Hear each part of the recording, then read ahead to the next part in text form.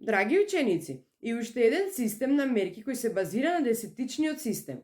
Веќе се запознавме со мерките за должина и маса, а за да ги заокружиме стекнатите знаења, денеска се запознаеме уште со мерките за течност. Ви предлагаме да го погледнете видеото во продолжение.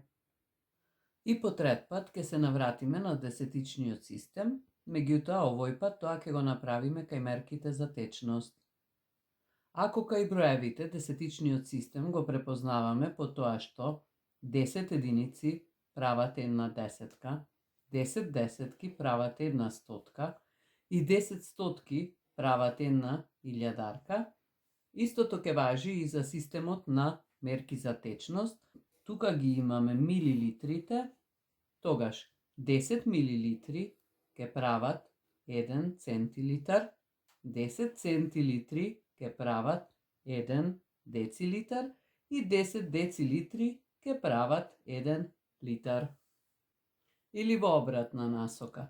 Ако литарот го поделиме на 10 еднакви делови, тогаш ќе добиеме децилитри. Ако 1 децилитар поделиме на 10 еднакви делови, тогаш ќе добиеме центилитар.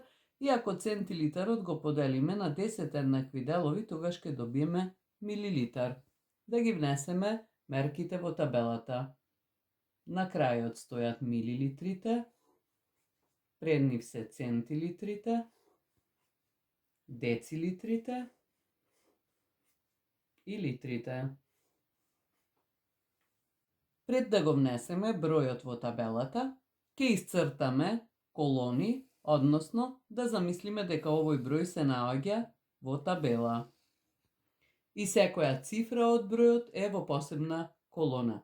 Ако оваа колона е за милилитрите, тогаш колоната пред неа ќе бидат центилитрите, што значи четворката ќе ја запишеме кај милилитрите, двојката ќе оди кај центилитрите, колона пред неа се децилитрите, што значи петката оди кај децилитрите и колона пред неа се литрите и единицата оди кај литрите. Бројот можеме да го прочитаме како 1 литар, 5 децилитри, 2 центилитри и 4 милилитри, или можеме да го прочитаме како 1524 милилитри. И сега да ги внесеме броевите од пописот во табелата. При тоа секако важи правилото една цифра, една колона. Немојте да запишувате по две цифри од броевите во иста колона, бидејќи тогаш ќе добиете поинаква вредност. Да започнеме со 9 милилитри. Бидејќи станува збор за милилитри, оваа цифра оди во колоната кај милилитри, што значи деветката ќе ја запишеме тука. Имаме 9 милилитри. Одиме со 25 центилитри. Бидејќи мерката е центилитри, последната цифра од бројот треба да ја запишеме во колоната од центилитри, што значи петката ќе биде тука, а двојката ќе оди една колона пред неа. И во овој број имаме 2 децилитри и 5 центилитри, или имаме 25 центилитри, или 250 милилитри. Што значи 25 центилитри се еднакви на 250 милилитри. Следниот именуван број е 32 децилитри. Бидејќи станува збор за децилитри, цифрата 2 треба да ја запишеме во колоната кај децилитрите. А цифрата 3 ќе оди колона пред неа, односно во колоната од литрите. Што значи дека бројот 32 децилитри има 3 литри и 2 децилитри, односно 32 децилитри, 320 центилитри или 3200 милилитри.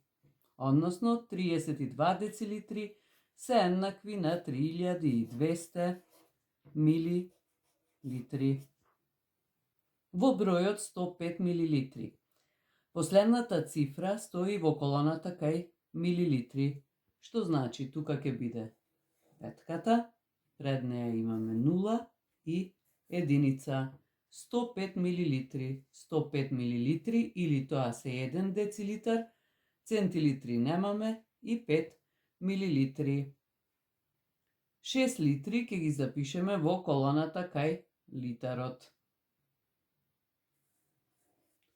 Тоа се 6 литри или 60 децилитри, 600 центилитри или 6000 милилитри.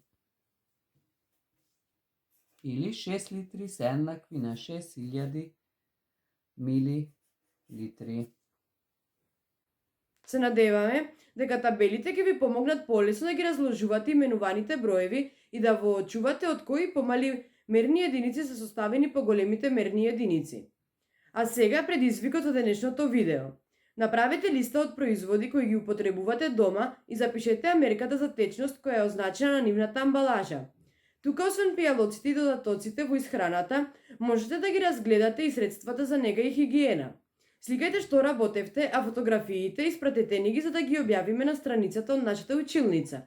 Ви посакуваме пријатна работа и ви благодариме што не гледавте.